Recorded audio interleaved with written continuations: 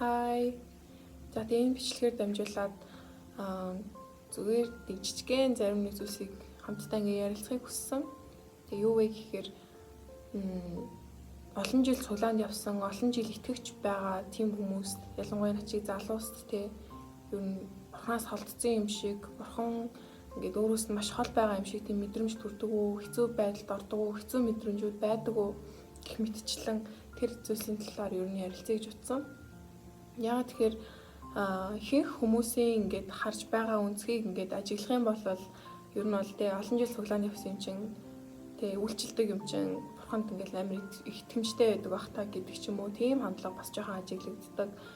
Тэгээд тэр нэг осондоо бас олон хүмүүст ингээд дарамт болчдөг юм шиг санагддаг.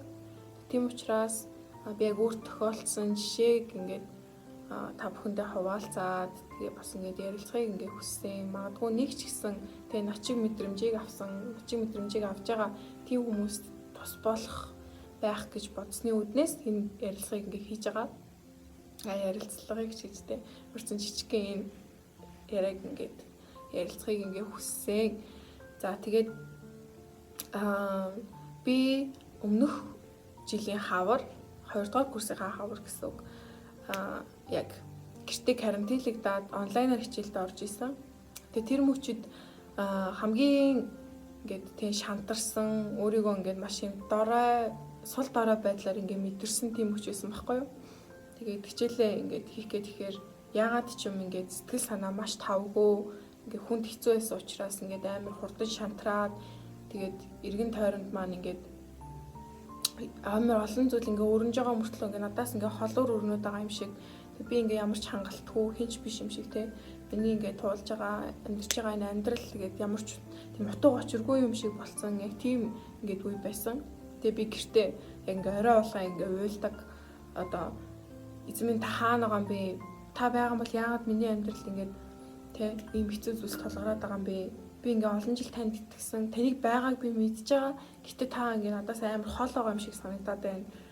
Та миний амьдралд ингээ байхгүй юм шиг санагдаад байна. Тэ надад үнэхээр та тусалдаг, хамт байдаг. Гэтэ энэ мөчөд ингээ та надаас холдсон юм шиг санагдаад байна. Би ингээ ийм өчөөхөн, тийм учраас та тийм агуу учраас ингээ миний тэгээд байхгүй байгаа юм шиг санагдаад ингээ ч юм уу. Тийм байдлаар маш их гомдолж исэн. Тэгээд тэр мөчөд тэгээд яг нэг зүйлийг ингээ ойлгосон байхгүй юу? Юу вэ гэх юм бол эзэн бидний мэдрэмжээс үл шалтгааллаа ингээд оршдог гэдгийг ингээд ойлгож исэн. Мэдээж тэр зүйлийг туултлаа, тэр зүйлийг ойлгохтлоо маш олон өдөр орой болгон уйл суугаад олон зүйлийг ингээд эзнээс асууж исэн, гомдолж исэн гэдэг ч юм уу. Тийм цагууд маш их гарсны эцэст нэг зүйлийг маш сайн ойлгосон. Тэр юу вэ гэх юм бол эзэн бол амар тайвныг өгдөгөө. Эзэн дотор бид нэр айдасгүй байж чадна гэдэг зүйлийг ингээ ойлгож исэн. Тэг өнөөдөр миний тэр үед ойлгосон ишлэл болох 1-р Петр 5:7 гэд энэ зүйлсээр дамжуулаад хуваалцахыг хүссэн. Тэр юу гэхээр тэр та нарт санаа тавьдаг учраас бүх зөвнөлөө түүнд хаяа гэж байгаа. Ерөнхийдөө бол энэ ишлэл яг тэр үед намайг ингээ хүчрхэгжүүлсэн. Яагаад гэх юм бол тэ надад би ингээд тэ олон жил хэдий ингээ итгэсэн, олон жил одоо эзнийг ингээд тэ эзэнд үйлчилсэн, эзэн дотор эзний тэр гайхамшигтай амьдралыг би мэдэрч амьдэрсэн ч гэсэн надад ингээ хэцүү үе тохиолдно. Тэгээ тэр үедэд би эзэнд тэр ачаагаануудаа ингээ хайж өгөх ёстой байна. Би ингээ өөрөө бариад ах юм бол тэ яг тэр үед тулж ирсэн тэр мэдрэмж маань дахин ингээ надад гарч ирээд ах юм байна гэдгийг ингээ ойлгосон. Тэгэхээр тэ үнэхээр итгэгч хүнд байсан ч хэцүү зүйлсийг ингээ туулдаг, хэцүү ингээ зовлонтой шалгуурууд, сорилтууд ингээ тулгардаг. Тэгээ тэр мөчүүдэд яг эзэнлөө зураад те эзэнлөө ирээд яг чин үннээр ирэх нь ингээд хамгийн чухал байдаг шүү гэдгийг ингээд ойлгосон.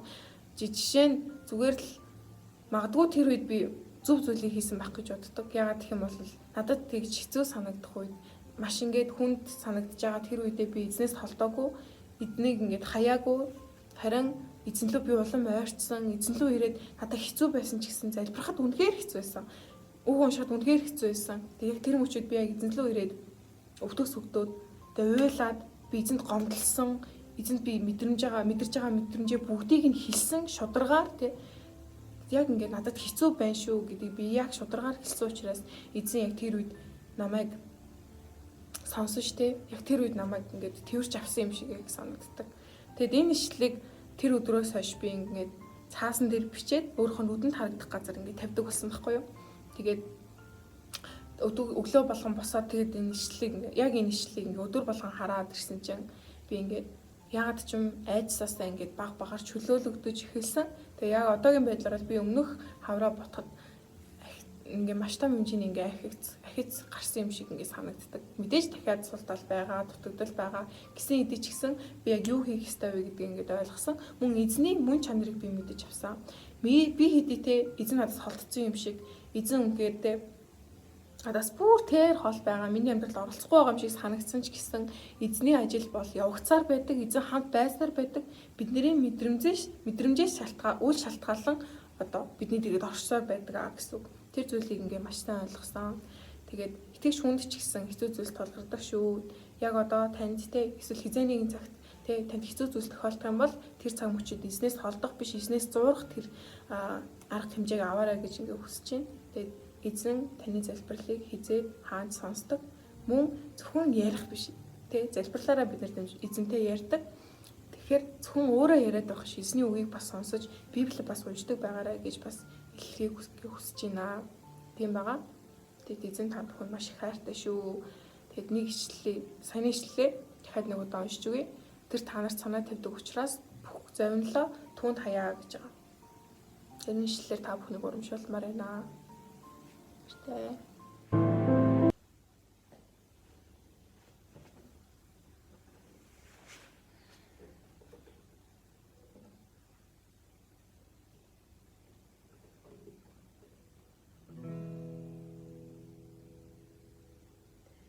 Хинтэж